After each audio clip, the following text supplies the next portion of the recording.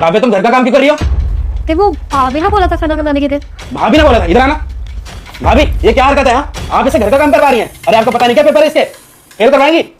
धर्मेंद्र, मैं मार्केट गई हुई थी, जस्ट अभी आई हूँ, इसलिए मैंने कह दिया था काव्या से आज खाना बनाने के लिए। अरे क्यों काम करवा रही हैं आप? आपको पता नहीं है अगले हफ्ते इसके पेपर है?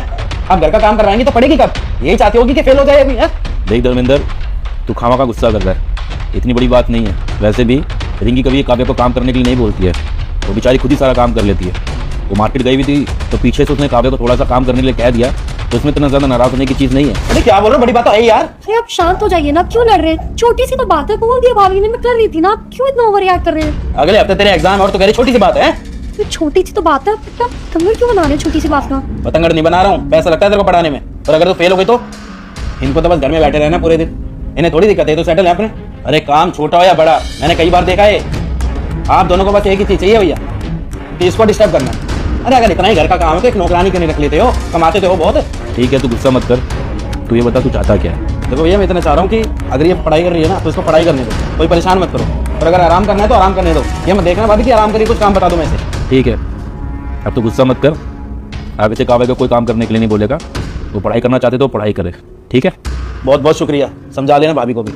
तुम चलो अभी हट। विनय, तुमने देवर जी को कुछ कहा क्यों नहीं?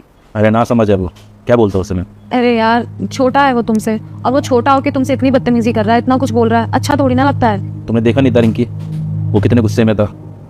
अगर मैं भी गुस्सा करता तो बात बढ़ जाती, और दोनों में से किसी को तो समझदार बनना पड़ेगा ना, और मैं उसका बड़ा भाई हूँ। अगर मैं भी गुस्सा करूँगा तो चीज़ें कैसे बैलेंस होगी? इसलिए मैं झगड़े को बढ़ाना नहीं चाहता था, मैं चाहता था बात को ख़त्म करना। ठीक है, जैसा तुम्हें ठीक लगे। यार सर में बहुत तेज दर्द हो रहा है। काव्या जरा भाभी को बोल देना, एक कप चाय बना लेंगे कड़क सी। अब चाय पीनी है? ठीक है, मैं बना देती हूँ। अरे तुम्हें बोला ना चुपचाप पढ़ाई करो अपनी। भाभी को बोलो चाय बनाने के लिए, वो बनाएंगी।